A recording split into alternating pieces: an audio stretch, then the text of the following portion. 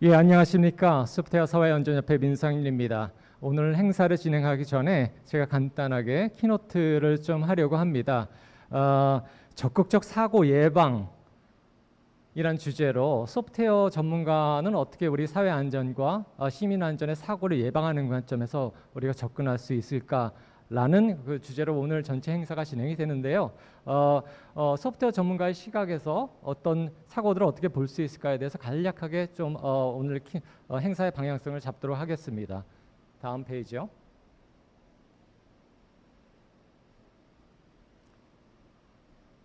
네, 저는 컴퓨터 공학자이고 소프트웨어 전문가이지만 사회학자 매슬로우의 인간의 욕구에 관련된 이론을 잠깐 말씀드리고자 합니다. 우리 사회 인간으로서 우리 사회 구성원들이 하나의 인간인데 인간이 어떤 충족된 삶, 또 만족하는 삶, 안정된 삶을 이루기 위해서 매슬로우는 사회학자가 5개의 욕구 이론을 단계로 구성된 욕구 이론을 설명을 하고 있습니다. 보시는 것 같이 가장 기본적인 거는 맨 아래 단계인 생리적 욕구, 생존의 욕구입니다. 사람은 먹을 수 있어야 되고 또 여러 가지 생리 활동을 해야지 됩니다. 그게 가장 기본적인 주격으로 충족돼야 되는 요건이고요. 그 다음에 바로 중요한 것이 안정감, 안전에 대한 욕구를 설명하고 있습니다. 어쩌면 이것이 오늘 행사의 주제하고 직결이 되는 내용인데요. 사람이 인간으로서 안전감을 느끼지 못한다고 하면은 잠재된 위험으로부터 회피할 수 있는 자기의 방법을 파악하고 있지 못한다고 하면은 그 사람의 삶은 상당히 불안정하고 충족되지 못할 수 있습니다. 그 다음이 소속과 애정의 욕구, 사람 사이의 관계에 관련된 내용이고 그 위에 자존감, 자아실현 이런 식의 5개의 단계로 구성이 되어 있습니다. 저는 사회학자가 아니니까 이 모델에 대해서 자세하게 설명드릴 수 없겠지만 보통 이런 단계 모델을 얘기할 때 우리는 단계의 모형에서 우리가 위에 거를 다 충족한다고 했었을 경우에도 맨 아래 어떤 특정 단계가 충족이 안 될 경우에는 상당히 전체적으로 불안정한 상황이라고 볼 수 있습니다.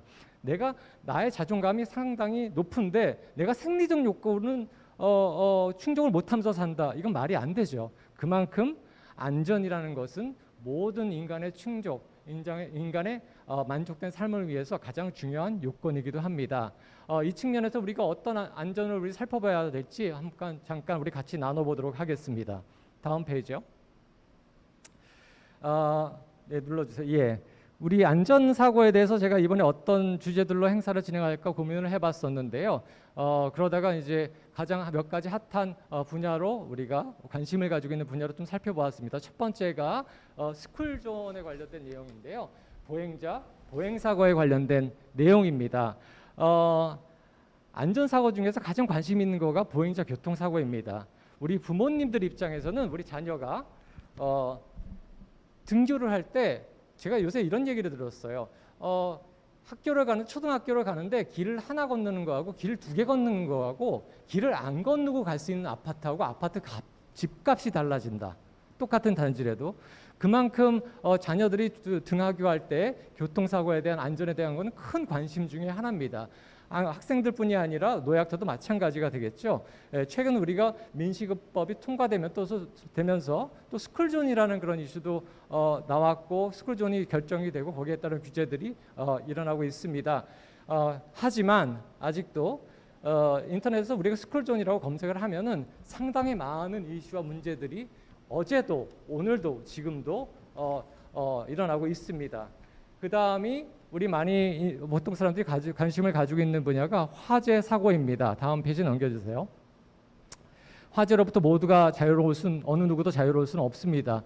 화재로 인해서 우리 또 소방관 분들도 너무나 고생이 많으시고 또 목숨을 잃는 그런 안타까운 사연들도 계속 전해지고 있습니다. 어떻게 하면은 우리가 일선에서 목숨을 걸고 일하시는 생명을 걸고 일하시는 우리 소방관들을 좀 더 안전하게 화재 진압을 할 수 있을까 이런 것들도 우리가 고민해 볼 필요가 있고요. 다음 페이지로 넘어가시면은 실제로 구조 활동을 하는데 소방관 분들께서는 목숨을 걸고 하지만 또 안타깝게도 인명 피해들이 발생을 하는 사고들이 일어납니다. 그런 것들을 우리가 소프트웨어 전문가로서 또 알고리즘적인 측면에서 빨리 구조할 수 있는 방법은 없을까? 이런 것도 한번 살펴보면 좋지 않을까 생각이 됩니다. 다음 페이지. 네, 시각장애인에 대해서 잠깐 말씀드리고자 합니다. 우리는 안전 그러면 일반적으로 평범한 보통 사람들에 대해서 얘기를 하고서 있는데요. 눈을 잠깐 돌려서 사회 약자들에 대해서 우리가 살펴볼 필요가 있습니다. 특히 장애인입니다. 장애인은 사실은 한 발자국을 내딛는 것 자체가 커다란 위험에 노출된다고 보시면 될 것 같습니다. 우리에게 편안한 일상이 그들에게는 상당히 모든 과정이 어려움이 있습니다.